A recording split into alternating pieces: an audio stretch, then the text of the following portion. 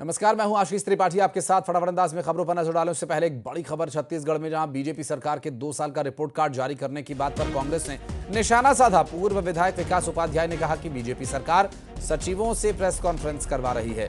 मंत्री और जनप्रतिनिधि खुद सामने नहीं आ रहे हैं। मंत्रियों के पास कहने के लिए कुछ है ही नहीं।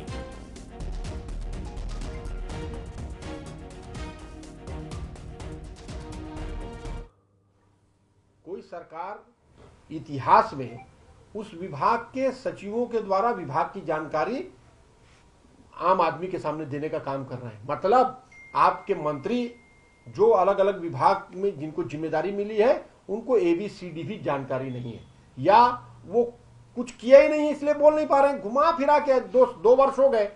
2 वर्ष पहले बड़ा बड़ा वादा भारतीय जनता पार्टी ने किया था, लेकिन जमीनी हकीकत यह है कि इन 2 सालों में भारतीय जनता पार्टी ने कुछ नहीं किया और गलत नीति योजना बनाकर सरकार ने इस प्रदेश की जनता को गड्ढे में ढकेला है।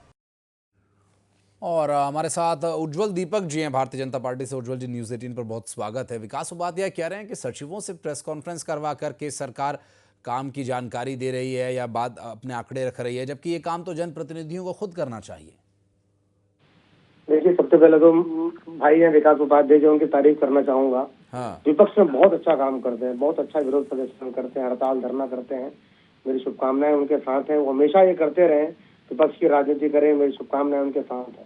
सरकार में आते तो पता नहीं क्यों शांत हो जाते हैं, वो एकदम पता नहीं सरकार में चलती नहीं थी शायद उनकी, पर विपक्ष धरना प्रदर्शन के लिए जाने जाते हैं, युवा नेता है। दूसरी बात, जहाँ तक परफॉर्मेंस रिपोर्ट की बात है, देखिए भाजपा की सरकार है। हम 5 साल, हर 5 साल में परीक्षा तो होती ही है, मुख्य परीक्षा।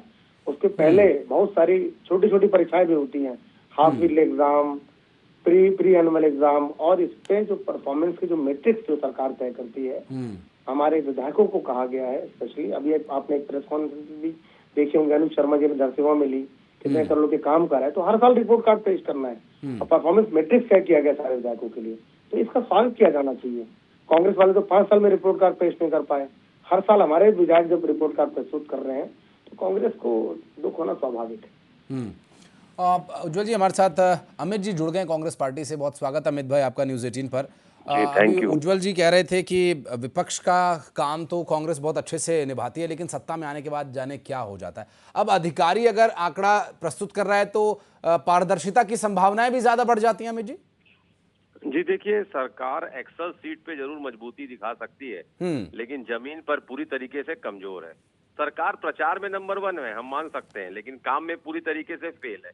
और 2 साल की उपलब्धि में सरकार को अगर जनता के माध्यम से आप पूछेंगे आशीष जी, तो सरकार ने सिर्फ घोषणाएं की हैं, पोस्टर छापे हैं, कार्यक्रम किए हैं, और लगातार आप देखेंगे तो 4 चीजों में सरकार ज्यादा फेमस रही है छत्तीसगढ़ में: प्रचार में, विज्ञापन में, घोषणा में और पोस्टर में। लेकिन जनता को कुछ नहीं मिला है। जनता का तो ये मानना है कि इन 2 सालों के पीरियड में जनता की उम्मीदें 2 साल पीछे हो गई हैं। और जनता की पीड़ा के बीच आप एक चीज देखिए कि मंत्रियों को, क्या सरकार जिनको मंत्री बनाई है उनको इस काबिल भी नहीं समझ रही कि आके वो प्रेस कॉन्फ्रेंस करें और अपना रिपोर्ट कार्ड बताएं। अभी मेरे काबिल मित्र कह रहे थे कि हम रिपोर्ट कार्ड पेश करते हैं। रिपोर्ट कार्ड आप तब पेश करेंगे, आपका रिजल्ट तब बनेगा जब आपने पेपर में कुछ लिखा हो। आपने पूरा 2 साल कोरा छोड़ दिया है। और कभी आप कहते हैं, अब अगर आपने मंत्री बनाया है तो आप उनको बोलिए ना कि आपने क्या उपलब्धि की। अगर मैं क्लास अटेंड कर रहा हूँ तो मैं थोड़ी बोलूंगा कि मेरे टीचर ये दूसरे स्टूडेंट उसको अटेंड कर प्रेस कॉन्फ्रेंस करेगा। तो सरकार ये खुद मान रही है। देखिए, जिस प्रकार से बिजली बिल इन्होंने बढ़ाया, जिस प्रकार से गाइडलाइन इन्होंने बढ़ाया, इनको जनता के हित में जाने में नेताओं को डर भी लग रहा है। और जिस प्रकार से 2 सालों में कानून व्यवस्था पूरी तरीके से चरमराई है, ये पूरी तरीके से यहाँ पर जनता समझ गई है आशीष जी कि सरकार में जनता सुरक्षित है, अपराधी मस्त है। और इन 2 सालों में इनकी हिम्मत भी नहीं है जनता के बीच में जाने की, क्योंकि जनता की पीड़ा को इन्होंने समझा ही नहीं है। सरकार जरूर जश्न मना रही है, लेकिन जनता का इन 2 सालों में इनसे मोह भंग हो चुका है। जी, बहुत शुक्रिया आपका अमित जी, बहुत बहुत शुक्रिया उज्जवल भाई आपका भी हमारे साथ जुड़ने के लिए, समय निकालने के लिए, बातचीत करने के लिए। विश्वभरण शुक्ला हमारे सहयोगी इस वक्त हमारे साथ जुड़ गए, उनसे बात करेंगे। विशु, चूंकि जो भी अब तक विकास उपाध्याय ने कहा उस पर दोनों ही पार्टी के प्रवक्ताओं ने अपना अपना पक्ष रखा है, लेकिन क्या विषय था जिस बारे में पूर्व विधायक विकास उपाध्याय बोल रहे थे?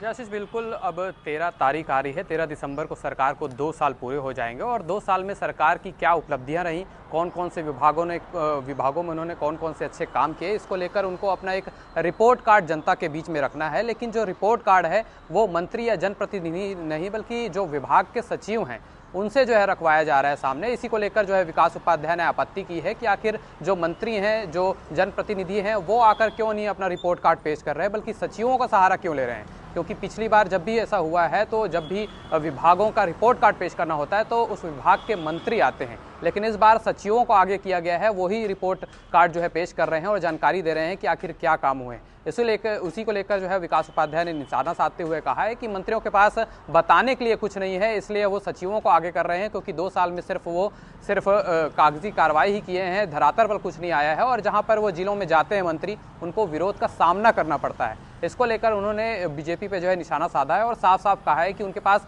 बताने के लिए कुछ नहीं है, इसलिए वो सचिवों को आगे कर रहे हैं और अपनी उपलब्धियां बताने के लिए रिपोर्ट कार्ड उनसे पेश करवा रहे हैं, क्योंकि उनके पास बोलने के लिए और जनता को मुंह दिखाने के लिए अब कुछ रह नहीं गया है। जी बहुत शुक्रिया आपका इस पूरे मामले पर जानकारी देने के लिए। आप रहिएगा, कुछ आगे खबरों पर डिटेल्स लेंगे आपसे। और ये जो परिस्थिति अभी बनी हुई है, इससे अब प्रदेश में राजनीतिक माहौल किस तरह से